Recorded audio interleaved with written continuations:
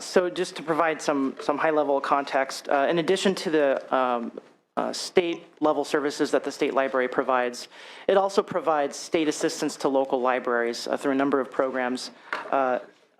This proposal before you involves 3 local programs. In addition, the House has both approved additional local funding that was part of the governor's May revision.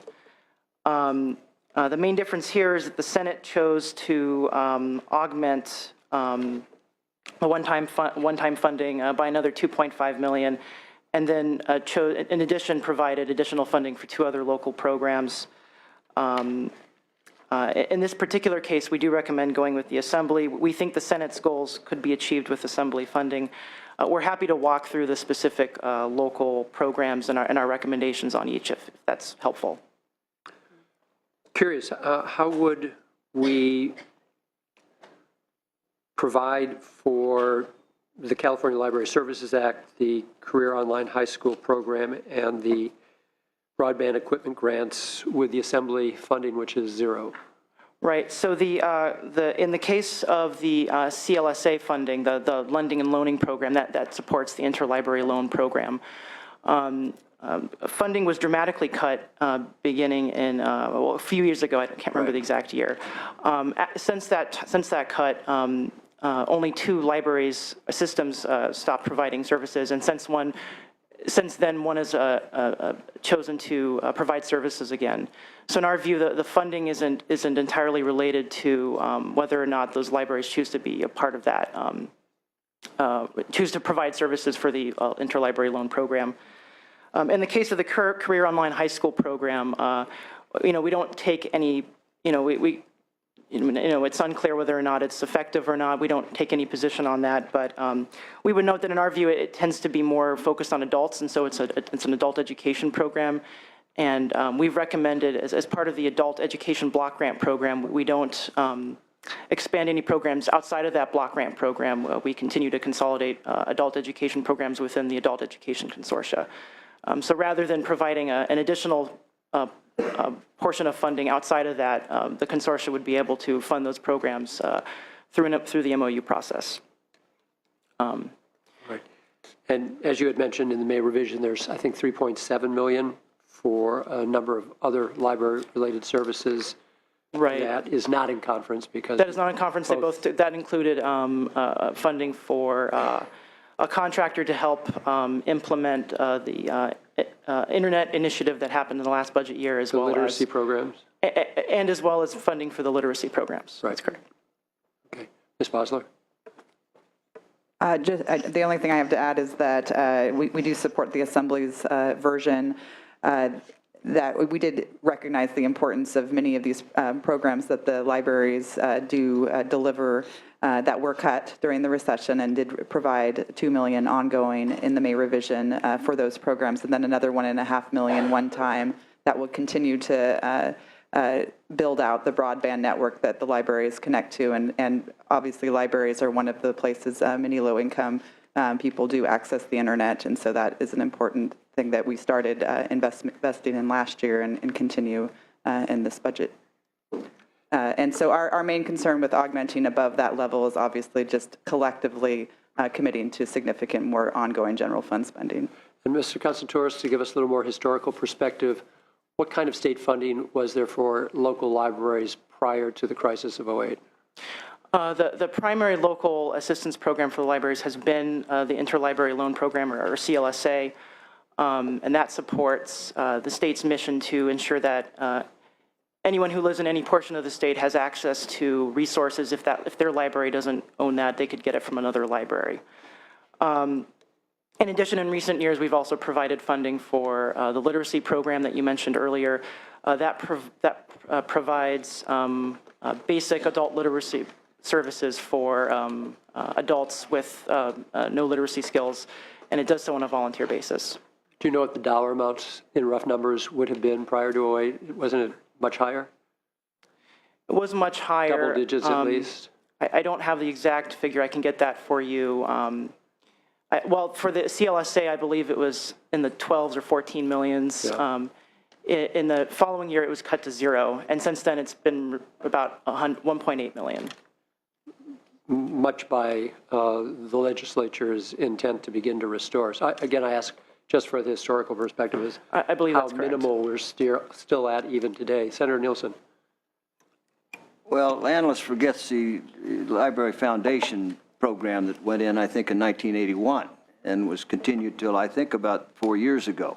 Those were substantial dollars that were put in every single year. Governor Brown signed the first foundation bill in 1981, and that continued all these many, many years. That was the first direct funding for public libraries from the state budget. They had formerly relied on the county. So that was very significant and a very significant loss. And I would argue in this particular case that we should, we might be able to compromise some, but the Library Services Act, you know, which passed, I think, in 1977, that is also important. And those libraries do share, and we do need to now accommodate the broadbanding, and the governor has provided some for that, but I would argue that we have shortchanged the libraries, just like many other things, and that's an essential local service. And one of which they provided and have over these many decades is local schools libraries, which were also shut down, and the local libraries did provide that. So I would argue that, Mr. Chairman, we need to come up with some kind of a compromise here. I appreciate that comment, Senator Nielsen. Assemblywoman Melendez. Thank you, Mr. Chairman. I would agree with what has been stated. You mentioned that the library funding has been cut back significantly. I would argue that it's been left to bleed out, frankly. It's been, from what I understand, about 92% cut since just 2000. And so what we're seeing now is that participation at libraries has increased for a number of reasons. We have veterans going there to look for, for employment opportunities. We have a lot more children, particularly from disadvantaged communities, who are making use of the library. We have senior citizens now who are, there's a whole host of people who need those services, but it's been cut back significantly. So I think it would be a great investment for us to put money back into the system that serves so many from such a wide demographic. Thank you, Mr. Chairman. Thank you, Assemblywoman. Assemblyman Bloom. Ditto that. I have a good fortune to live in a city that's had the resources to actually expand its library system. And every time the system has expanded, the number of people who access services has expanded dramatically. I can't overemphasize the importance of this issue and restoring funding to our libraries in the state. Yeah. Thank you. I think we all ditto the same thing, and we should look to figure out how we can reach some compromise to accomplish that. Someone had told me a few years ago, I think it was my son, who's always smarter than all of us, haha. But anyway, that libraries are obsolete, and that we shouldn't, what in the world is San Diego building a new library for? Because nobody's going to show up. And if you've been to San Diego to see the new library next to the Padre Stadium, it's awesome. Wonderful dome, has a school in it, has everything, it's all alive. Every time a library pops up in a community, it creates new life. And which is a continuing testament to the value of literacy in this nation. And so clearly, this is something that when we look at, the Assembly took a different way, but surely we should look at a compromise in terms of how we're going to fund this libraries. So we will do that. I just want to join my colleagues in stating my strong belief in the wonders and magic that come from libraries. We all have library stories from our childhood. Important moments occurred there. And my heart breaks when I hear stories from colleagues who have seen library hours cut and entire libraries fall into disrepair and disuse, lack of use. San Francisco, not unlike Assemblyman Bloom's district, is one of the fortunate ones. We've passed local ballot measures not only for minimum funding for our library system, we've expanded our branch library system through another bond measure. And just because I love a good time, I show up at every ribbon cutting for those local branches. And I don't see people turn out in greater numbers than they do for library openings. 300, 400, 500 people in a neighborhood. And the kids line up and the parents are there, and it's a beautiful event. And of course, the wonders of a local bond measure, we've restored over 28 local branches and replaced 2 or 3 of them, all at the time when other areas were closing down. So San Francisco shouldn't be the only city that's benefiting from this kind of magic. Ms. Bosler. I just wanted to note, I too use our local libraries as well. They are very important, and they are primarily funded locally. And I just want to remind everyone that the dissolution of redevelopment did provide significant ongoing monies that are general purpose monies to cities and counties to help restore essential services like libraries. And also this year, $745 million, just actually a few days ago, will be paid to local cities and counties for back mandate costs that were owed cities and counties from as far back as 2004 and before. So those are two streams of monies that, I think we hope that cities and counties will use wisely to invest in their core services, which include libraries.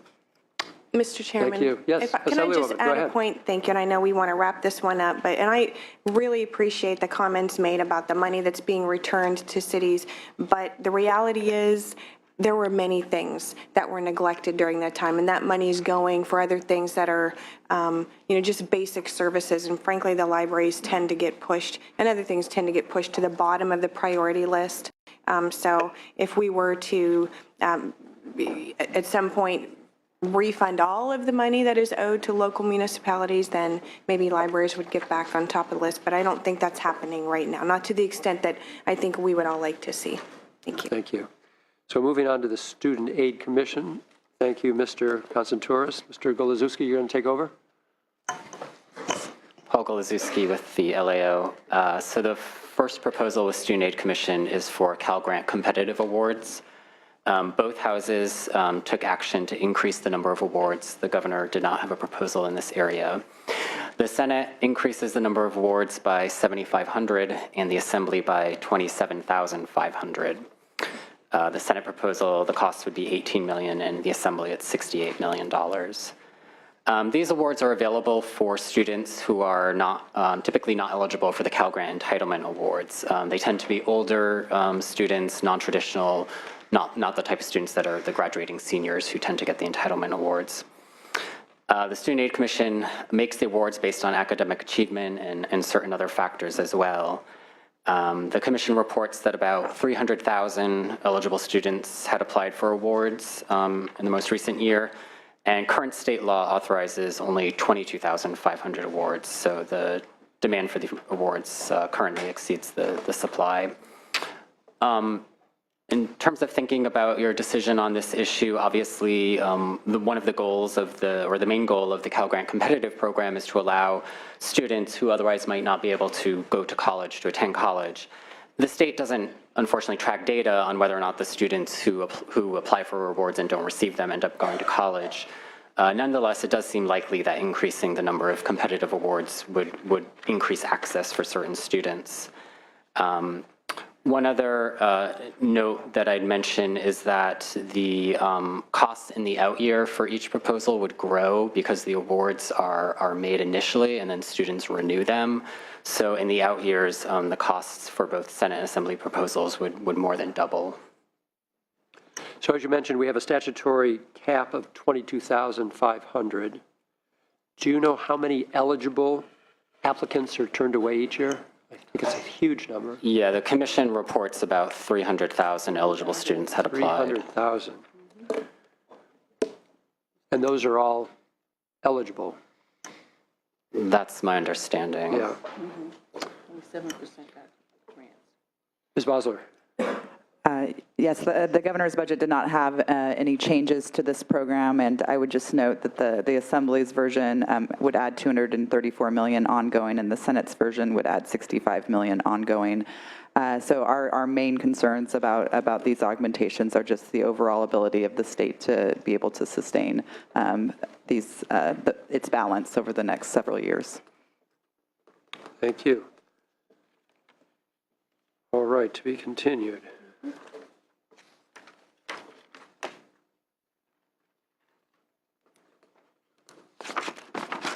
And this is Cal Grant B Access Award. So the next issue is the Cal Grant B Access Award. This award provides, under current laws, $1,648 per year for access costs, which include living expenses, transportation, books, and supplies. This is in addition to the tuition coverage that applies for most years of the award. The award amounts are specified in the Budget Act. They're not routinely adjusted for inflation. In some years, when the state has faced a fiscal shortfall, it's reduced the access award. In other years, it's increased it. Last year, the state did increase the award from $1,473 to the current $1,648, about a $200 increase. Increasing the award amount as proposed by the Assembly proposal is to go from $1,648 to $2,000, likely would make college more affordable for the students receiving the awards. However, unlike with the previous proposal we were just discussing, it wouldn't necessarily lead to more students attending college. Thank you. Ms. Bosler. So our January proposal did implement a new program called the College Access Tax Credit Fund that does provide for increases to Cal Grant B through this new tax credit mechanism. Our estimates for the budget year are that an additional $8 per student will be added to the Cal Grant B Access Award in the budget year. In terms of the Assembly's action, obviously the ongoing costs are our main concern. Ongoing costs of this proposal are about $84 million, and we would be concerned about ongoing budget, the budget balance. And just to make a note, the $1.9 million that is in the governor's proposal translates to about $8 in tax credit? Okay. 45, middle class scholarship.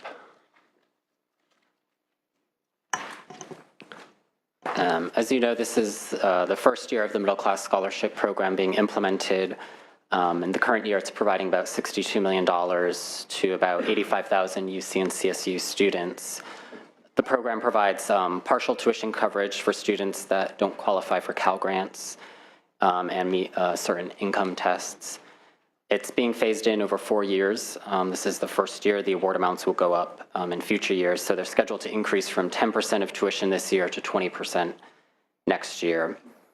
The Assembly plan accelerates this scheduled phase-in of tuition coverage. So instead of 20%, it would go to 30% in the budget year. And it also adds an asset ceiling and a time limit. So under the Assembly plan, students whose family assets exceed $200,000 would be excluded from the program. Currently, there's no asset ceiling. It also would limit the award amount, limit the time that awards could be used to either 4 or 5 years. Currently, there's no time limit with middle class scholarship.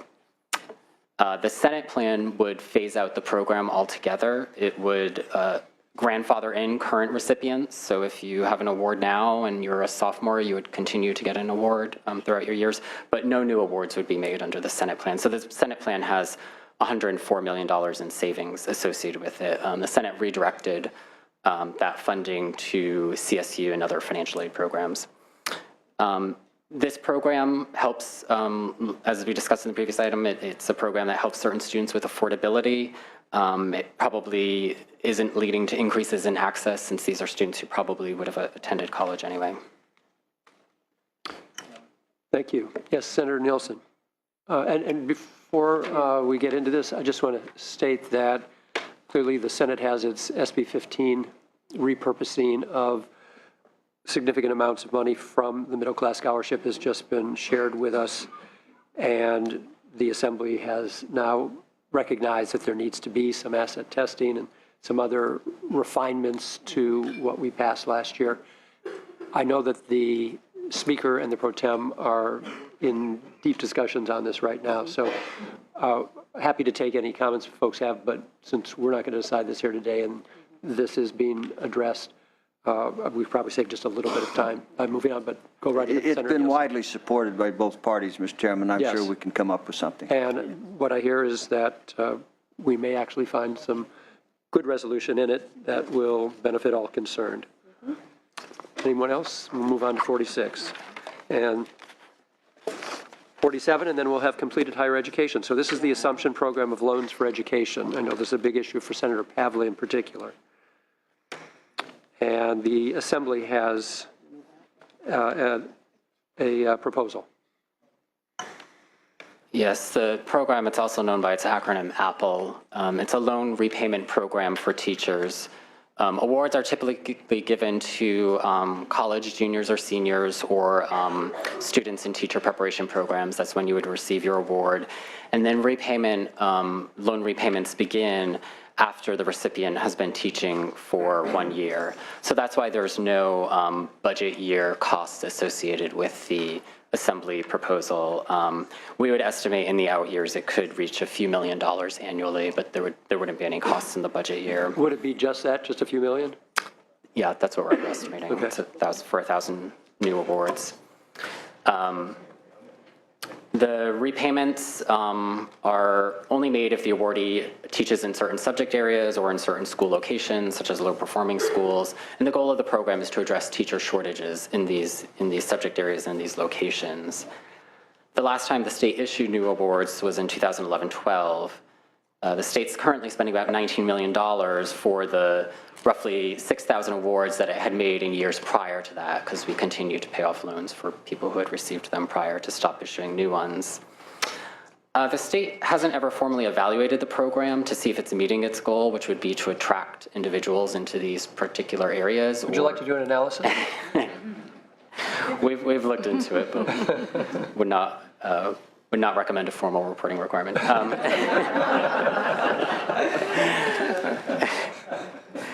Just let me know.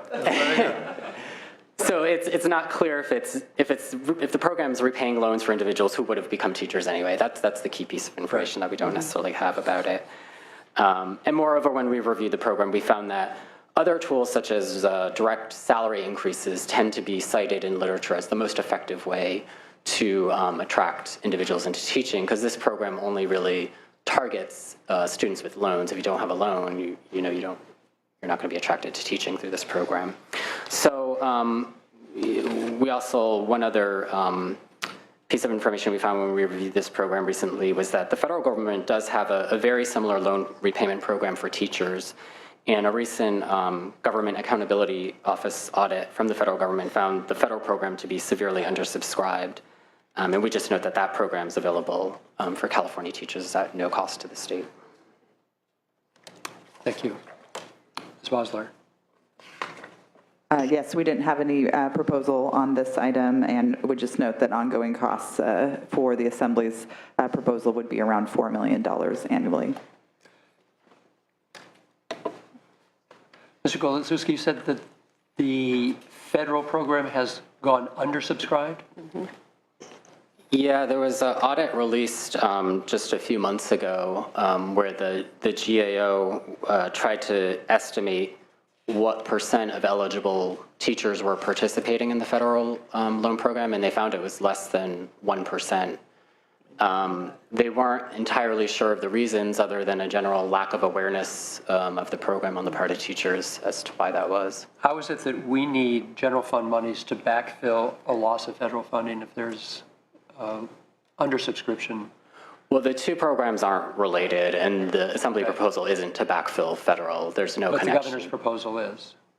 Oh, I'm sorry, that's a separate... That refers to federal grant funds that had previously been offsetting general fund costs for prior warrants. And what were those federal funds for? It was the federal, we can get back to you. It had offset some of our state financial aid outreach programs and then the costs of the loan programs, of the loan assumption programs. Understood. Okay, thank you. And then our last higher ed item is on page 47, and this is college access tax credit, TVL. So I think you heard earlier a little bit about the College Access Tax Credit Fund. Under the governor's budget for 15-16, it would provide $1.9 million, which would equate to $8 increase in the Cal Grant B award. The Senate adopted the Senate adopted trailer bill language to make a couple of other changes to the program. First, it would extend the program by 1 year, and then secondly, it would create a continuous appropriation to help address how the funds flow to the state treasurer and the Student Aid Commission that administer the program. Thank you. Ms. Bosler. I understand there's active conversations going on about this trailer bill, and we continue to work through the details. All right. Sounds good. Congratulations, team. We're through K through 12 and higher education. We'll now move on to public safety, judicial, and labor. Your time's up, huh?